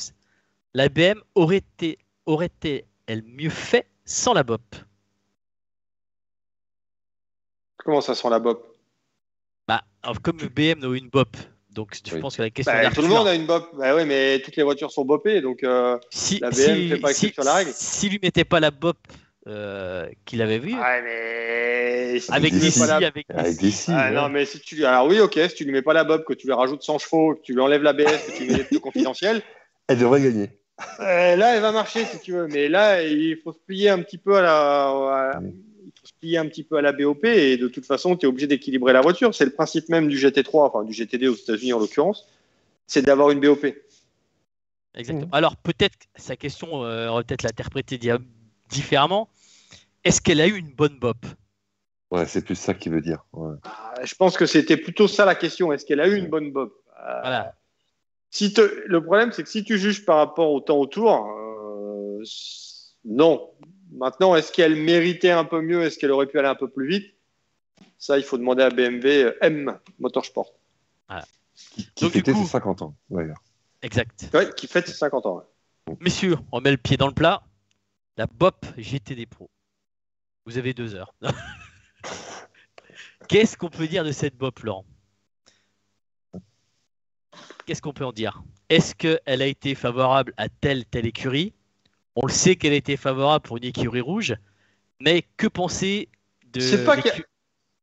Ouais, alors après, ça dépend comment, si tu vois le verre à moitié plein ou à moitié vide. C'est peut-être pas qu'elle a été, c'est peut-être pas qu'elle a été favorable. Enfin, au fond, oui, mais peut-être que Ferrari a plus caché son jeu un petit peu ou un peu, on va dire, sandbagué, plus que les autres constructeurs. C'est possible. Mais c'est l'éternel débat et l'éternel sujet. On l'a déjà vu dans le passé. On l'a vu avec la Ford GT notamment. On l'a vu fut un temps avec les Porsche qui ont été inexistantes au Mans. Et c'est le propre même. C'est un peu la BOP. Ça permet de faire d'avoir des courses assez serrées. Mais moi, personnellement, j'ai toujours été contre les BOP ou sur les catégories où il y avait les constructeurs. Donc, C'est qui tout double, hein. C'est où elle est bonne, où elle est défavorable, et quand c'est défavorable, tu bois tout, tu descends aux enfers. On l'a vu avec Porsche dernièrement. Moi, je suis plus partisan de ce que fait le Super GT, c'est-à-dire de faire un handicap poids en fonction du résultat. C'est-à-dire tu gagnes une course, tu prends 20 kilos. C'est ce qui se passait un petit peu. Alors après, c'était peut-être un peu excessif du temps du FIA GT avec la Maserati MC12 qui a pu se retrouver à rouler avec des 120 kilos supplémentaires dans la voiture. Là, 120 kilos dans une voiture de course, je ne sais pas si vous imaginez, mais je ne suis pas sûr que ce soit très très safe parce que la voiture n'a jamais été conçue pour rouler avec 120 kilos de lest. Mais peut-être que moi, je trouve que ce qui est fait au Super GT, c'est plutôt pas mal. C'est-à-dire, tu prends du poids en fonction des résultats. Tu perds la moitié de ton poids sur l'avant-dernière course et la dernière course, tout est libre. Tu n'as plus de BOP. Enfin, tu n'as plus de poids supérieur, pardon. Tu n'as plus de poids supérieur. Donc, tout le monde part un peu plus sur un même pied d'égalité. Et ça me paraît un peu plus fair parce que moi, je trouve que faire une BOP quand tu as des catégories pro et des catégories pro-am, c'est très bien, sauf que tu bobes pas la catégorie A Pro-Am. Tu vois, là, tu bobes une Mercedes, tu bobes une Mercedes. Tu vois, le problème, c'est que je te prends un exemple. Hein, je sors totalement du cadre des 24 heures de Daytona. Non, bien sûr. Tu prends le FFSA GT en Mercedes, tu as un Jim Plat qui est, à mon avis, au-dessus des autres pilotes en GT4. Mais tu bobes. Moi, j'ai un peu l'impression que tu bobes la Mercedes GT4 en fonction du résultat de Jim Plat. Par rapport au pilote. Ah ouais, mais le problème, c'est que les autres équipes qui n'ont pas forcément un Jim Plat dans la voiture, ta voiture, t'es déjà désavantagé. T'es déjà désavantagé. Je veux dire, c'est pareil, tu prends un Jim Plat qui est le pilote pro, qui roule avec un Jean-Luc Boblic, qui est un gentleman, qui est forcément moins expérimenté parce que c'est lui le gentleman. En plus, ils n'ont pas le même poids. Alors maintenant, tu fais des bops en fonction des poids parce qu'il faut que tu passes sur la. Ouais, ok, mais c'est un peu. Je trouve que tu tronques un petit peu le truc. Maintenant, le problème, c'est un peu comme les catégorisations de pilotes avec la BOP, c'est que la BOP, maintenant, on a mis le doigt dedans et tu peux plus t'en sortir. Et la catégorisation, c'est la même chose. Exactement. Maintenant, tu as une balance de performance. Tu vois, même la catégorie Rennes, qui est la catégorie hypercar, il y a une balance de performance. Tiens, question de Fred. Donc moi, alors attends, juste pour terminer. Bon, le truc, c'est qu'avec une BOP, si tu veux aller au fond des choses, tu fais gagner qui tu veux. Ah bah ça, oui, bien sûr. Bien sûr. Mais c'est pas du sport. Eh non. Alors tiens, Fred, lui, nous dit, tu peux pas faire sans BOP, on est d'accord, mais il faut sanctionner sévèrement le sandbagging. Ah, mais il faut le prouver, le sandbagging. Et voilà. La limite reste assez fine, quoi. Il faut le prouver, et le problème, c'est que c'est quelque chose de très opaque. Il suffit de remonter à pas très très loin, au mois de novembre, à Bahreïn pour la finale du WEC, où Ferrari a été pénalisé sur la première course. Et moi, ce que je regrette, mais je l'ai déjà dit, je crois même que je l'ai déjà dit chez vous, ce que je regrette, c'est qu'il n'y ait pas de communication du législateur. Pourquoi on a pénalisé cette Ferrari? On l'a pénalisé parce qu'on a constaté ça et ça. Tu vois, au moins, c'est transparent. Là, on pénalise, mais personne ne dit rien. Et Ferrari crie au scandale. Et la course d'après, bizarrement, on lui enlève la moitié, mais la Ferrari est dans le coup. Enfin, tu vois. Enfin, moi, j'aime ça. Enfin, moi, j'aime ça pour le sport. J'aime ça pour la bagarre. J'aime ça pour Lorenz Vanthoor et Mathieu Jaminet. Eh oui. Alors, on va dire que la BOP est peut-être mal utilisée. La BOP, elle a ses travers, comme peut l'avoir ses travers la vidéo pour un match de foot. Il y a des trucs très bien, il y a des trucs moins bien, il y a des avantages et des inconvénients. C'est le cas pour le foot aussi. Pour la VAR, c'est exactement la même chose. Donc, tu as du bien, tu as du moins bien et il faut composer, il faut faire avec. De toute façon, on n'a plus le choix. On n'a plus le choix. Le truc, c'est que c'est quand même compliqué d'expliquer aux gens qui sont pas dedans qu'on équilibre les performances des voitures pour que tout le monde ait une chance de gagner. Tu vois, nous, c'est naturel parce qu'on est dedans. Moi, je suis dedans tous les jours, donc maintenant, j'en fais pas de cas. Mais quand je dois expliquer à quelqu'un, à des potes qui connaissent pas le truc et tout, on te dit mais la Ferrari, elle va gagner, c'est une Ferrari. Ouais, mais pourquoi elle va gagner? Parce que c'est une Ferrari, la Ferrari gagne toujours. Ou la Porsche. Tu vois, j'exagère un peu, mais c'est un peu ça. Bien sûr. Et quand tu dis, ouais, mais non, c'est pas aussi facile que ça, parce qu'il y a 10 marques, et les 10 marques sont équilibrées en fonction des circuits pour que tout le monde. Et on te dit, ouais, mais c'est l'école des fans, ton truc. Non, c'est pas l'école des fans, parce que t'as les pilotes dedans, enfin, tu vois. Et le truc, c'est que tu es obligé de vachement te justifier et de vachement aller loin pour faire comprendre aux gens. Tu vois, tout le monde critique, tout le monde dit, ouais, mais le P2, c'est pas intéressant, il y a que des Oreca. Ok, il y a que des Oreca. Alors déjà, Oreca a fait une bonne voiture, très bien pour eux. Mais à un moment, ok, mais en P2 au moins, il n'y a pas de BOP. Il n'y a pas de BOP, et c'est surtout, comme tu as la même voiture, tu vois un peu plus le travail des pilotes et le travail des équipes. Exact. Parce que là, tu peux pas dire, ouais, mais là, moi, je vais passer vite en ligne droite. Ouais, mais vous avez la même voiture, les mêmes pneumatiques, le même moteur. Donc là, moi, j'ai une vision un peu plus claire du truc. Le problème avec le GT3, c'est que, ok, tu as, entre 5 et 7 pilotes, à mon avis, en GT3 qui sont au-dessus du lot. Ceux-là, il n'y a pas débat. Ils sont au-dessus du lot, au-dessus des autres. Bon. Après, le reste, quand tu discutes, moi je discute beaucoup avec des équipes et tout, on te dit, ouais, mais tel pilote. Et là, tu dis, ouais, mais je sais pas trop, parce que tu as des pilotes qui roulent toujours avec la même marque, on n'a jamais vu avec une autre marque. Tu as l'histoire de la BOP, tu sais jamais si le pilote dans quelles conditions il roule, s'il roule avec le plein, s'il roule avec les bons pneus, ce qu'on lui donne. Et c'est super. Je trouve que c'est de plus en plus difficile d'avoir une image réelle du panel de pilotes. On sait qui est bon, on sait qui est très bon.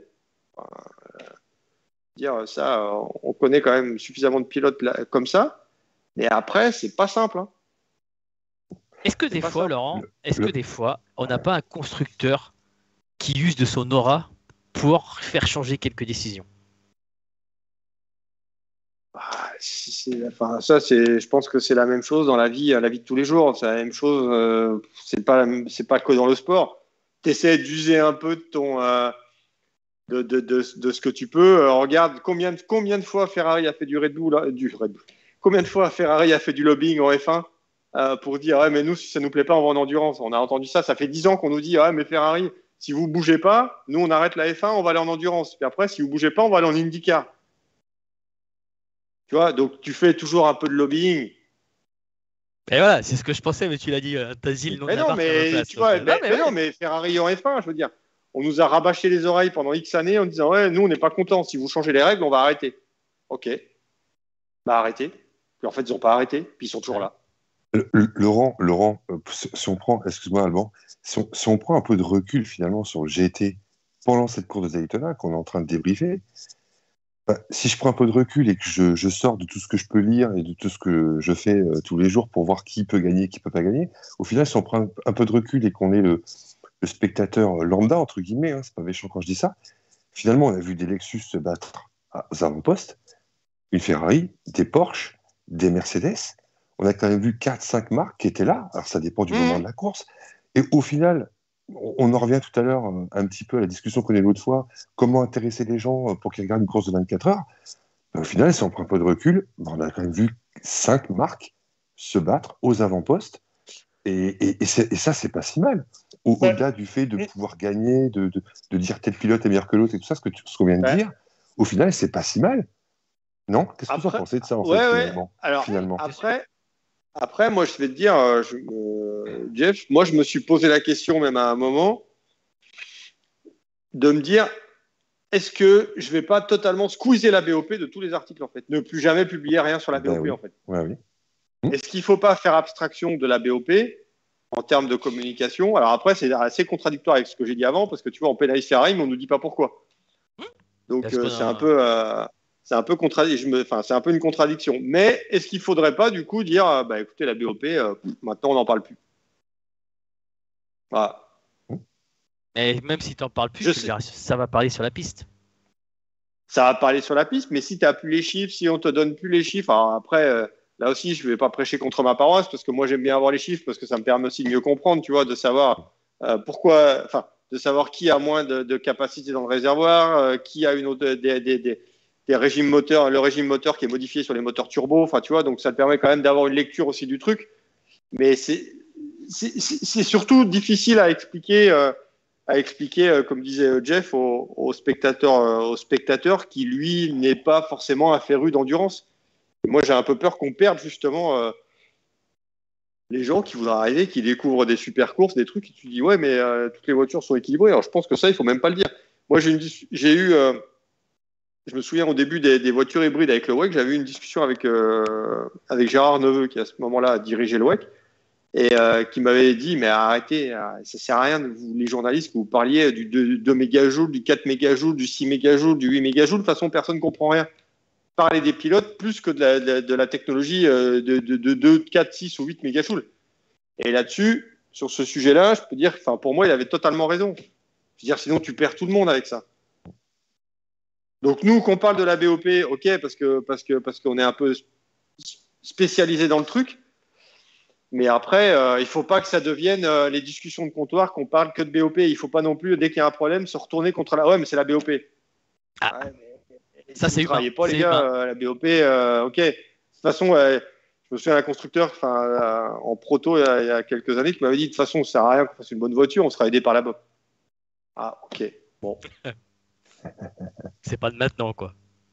D'accord. Bon, bah, vu comme ça, c'est un peu du nivellement vers le bas, mais je pense pas que les constructeurs qui sont présents en GT3 en ce moment le voient pas du tout comme ça. Je veux dire, le but de tout le monde, c'est de vendre des voitures, d'avoir la meilleure voiture et d'être devant. Alors après, évidemment, j'ai suffisamment de discussions, on va pas dire rouleuses, mais animées avec mon compère et ami Thomas Bastin. The Voice. Pour dire que la BOP, de toute façon, maintenant, on est dedans et qu'on n'a pas le choix. Donc bon, donc on est obligé de faire avec. Eh ben impeccable. Je pense que mais ça fait des belles courses pour finir. Le but et la finalité, c'est que les courses soient belles et que les gens prennent du plaisir. C'est toujours vers ça qu'il faut aller en finale. Tu vois ce qu'on a vu hier. Évidemment. Ce qu'on a vu hier, voilà, tu as 2 pilotes, une même voiture et tout. Et ce que je disais ce matin dans un article, tu as un peu l'impression d'être revenu dans le jour de tonnerre un peu. Même si ça a été beaucoup plus soft, attention, hein, on a mis moins de coups de portière du côté des pilotes Porsche que Cole Trickle et son acolyte dans le jour de tonnerre, qui était déjà à Daytona d'ailleurs. Mais bon, ce qu'on veut, c'est ça, on veut des bagarres et des passes d'armes comme on a pu voir jusqu'à présent. Eh oui, tout à fait. Donc du coup, là, on clôt la partie GT Bob sur la fin. On va finir cette partie Daytona. Laurent, merci Jeff pour ton intervention. Merci Jeff. De rien, merci à vous. Laurent, qu'est-ce qu'on peut dire de ces 24 heures? L'homme araignée à Séville. Ouais. 45 ans. Il a gagné en 2021 les 500 miles d'Indianapolis, de Daytona. Il gagne la Rolex.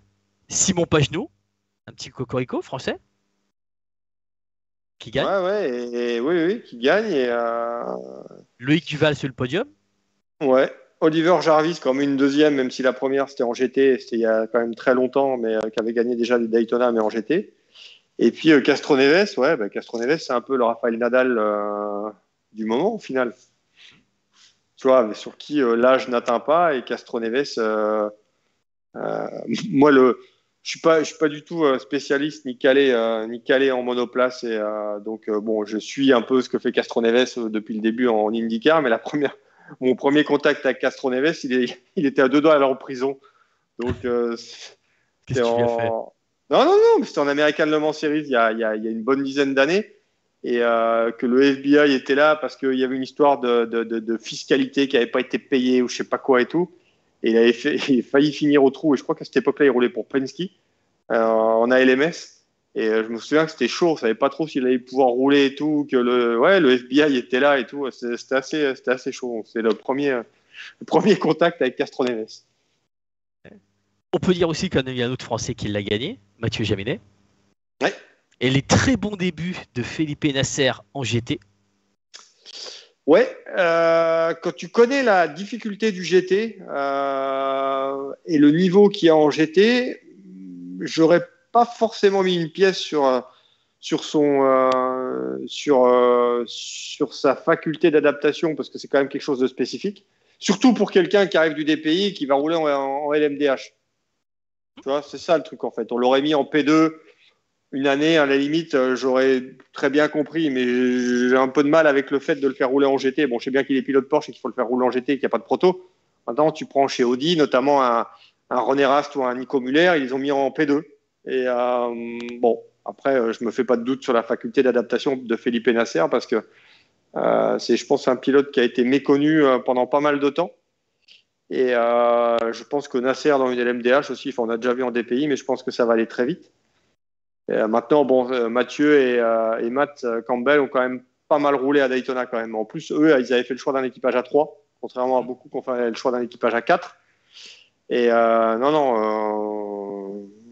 serais curieux aussi de voir Mathieu dans une LMDH à l'avenir. Parce qu'à mon avis, je pense que ça va aller très vite aussi. Pierre Gudy en forme, hein. Il commence l'année comme il l'a fini, et comme on l'a dit tout à l'heure, du très bon Richard Litz. Voilà ce qu'on peut dire de cette Rolex. Ouais, très bon Richard Litz, du très bon Jan Heylen aussi, sur la Porsche White aussi, qui est pas forcément le pilote belge le plus connu, mais qui maintenant est peut-être même plus américain que belge, mais qui a fait aussi du bon travail. Donc non, une bonne prestation des McLaren d'ensemble. Je te dis Magnus qui moi m'a bien séduit. Donc tout ça fait partie des bonnes satisfactions de cette course. Donc voilà. Allez, alors on va se faire un petit peu d'actu. Justement, j'ai une très bonne transition. Alors, pensez-vous qu'il faudrait plus de safety car sur les manches en WEC et surtout aux 24 heures du Mans au lieu d'une full course yellow afin d'avoir toutes les voitures regroupées et de relancer la course comme en IMSA? C'est ce qui fait le show. Je me souviens, la première année où je suis allé à Daytona, ça devait être 2008. Et 2008, je ne sais plus quel pilote avec qui je discutais. Je crois bien que c'était Marco Holzer à l'époque. Il me semble, qui m'avait dit non mais c'est pas la peine, tu peux rester couché et tout, viens dans la dernière heure, avant on s'en fout. Ce qui est intéressant c'est la dernière heure. Hein. Tu te dis mais qu'est-ce qu'il me dit, il est fou quoi. Et en fait c'était un peu ça, et on te disait non mais là il faut rouler, il faut pas abandonner, il faut rester en dehors des problèmes, et la dernière heure tu donnes tout. Et c'était Romain aussi Dumas qui m'avait dit ça. Et en fait c'était ça. Maintenant c'est plus vraiment ça, tu vois. Maintenant c'est quand même un sprint. Maintenant si tu perds et que t'es pas dans le tour du leader dès le début, c'est un peu compliqué, même si aux États-Unis, tu as des règles qui sont différentes de l'Europe. Maintenant, est-ce qu'il faut enlever les full course yellow ou les slow zones pour faire une réglementation américaine? Ça fait le show. Moi, ça me déplaît pas.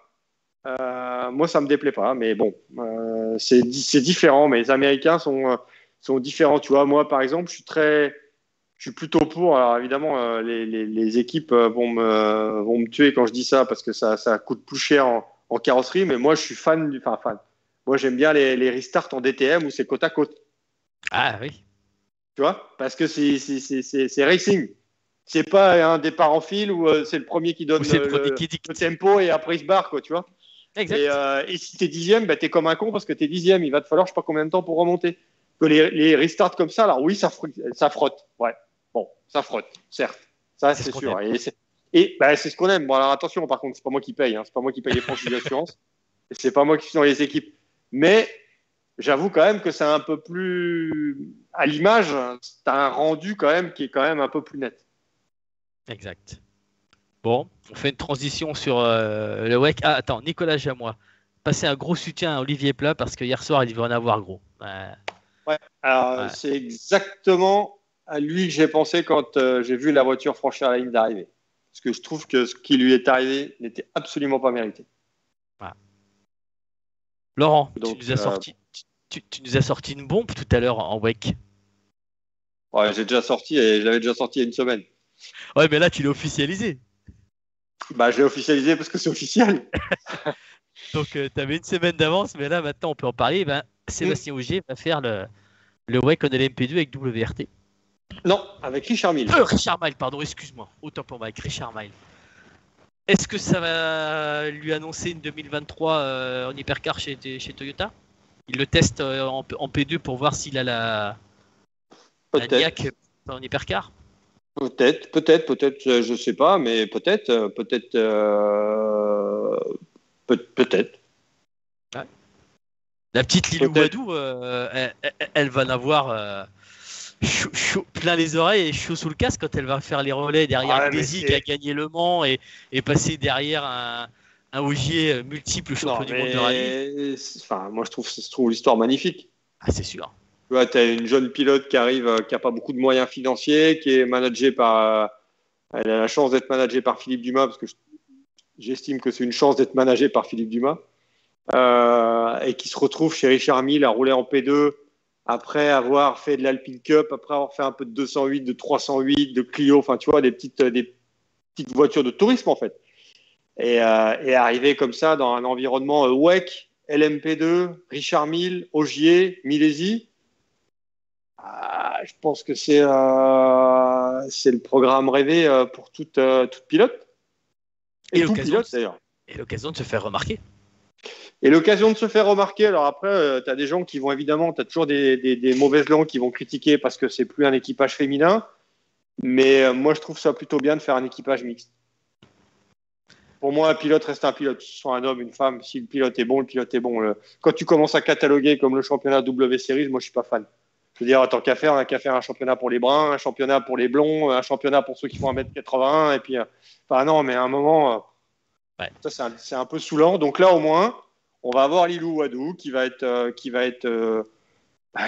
un peu cocooné parce qu'il faut qu'elle prenne ses marques, parce qu'il faut que ça fonctionne. Un Sébastien Ogier qui va être un rookie. Eh oui, tu peux être 8 fois champion du monde WRC et être un rookie.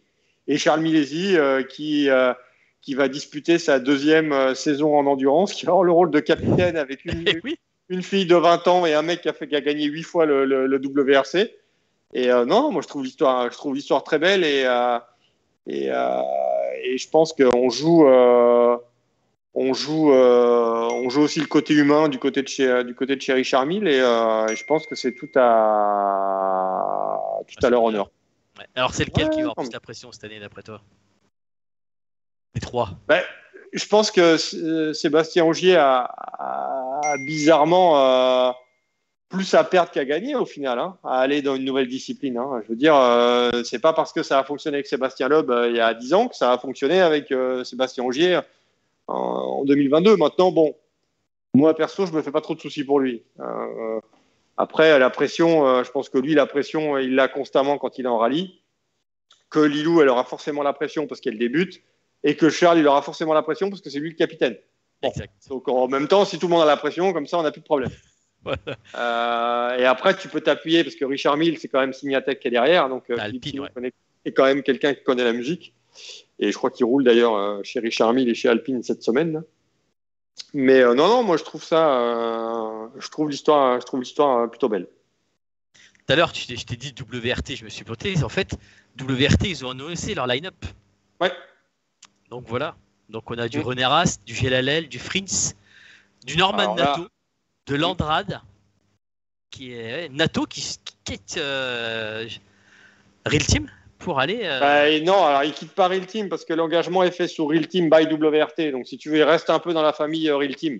Sauf que c'est juste l'équipe d'exploitation qui passe de TDS à WRT. Ouais. Mais par contre, là, il y a du level. Là. Je veux dire, quand tu commences à mettre l'équipage avec Robin Freins, Sean Gelael et puis René Rast, bon, Ça parle. bah, ça parle. Maintenant, c'est un peu la force de Vincent Voss de concocter, de réunir des équipages, on l'a vu en GT, en GT3, des équipages qui sont capables de jouer la gagne, de jouer devant. Et là-dessus, de toute façon, moi, je me faisais pas la moindre illusion par rapport à ce qu'allait nous faire Vincent. Mais là, il a tapé fort encore. Même l'autre voiture, qu'il ne faut pas sous-estimer parce que Ferdinand Habsburg a de plus en plus d'expérience dans la voiture. Donc ça, c'est plutôt pas mal. Et puis, Rui Andrade qui vient de l'Angola, a fait quand même des trucs plutôt pas mal pour un Silver. Et puis, Norman, comme dirait l'autre, Norman is Norman. Donc là, je pense que ça va aller vite aussi. Exact. Bon, on va pas tout faire l'info, on va quand même dire à nos abonnés qu'ils aillent sur ton.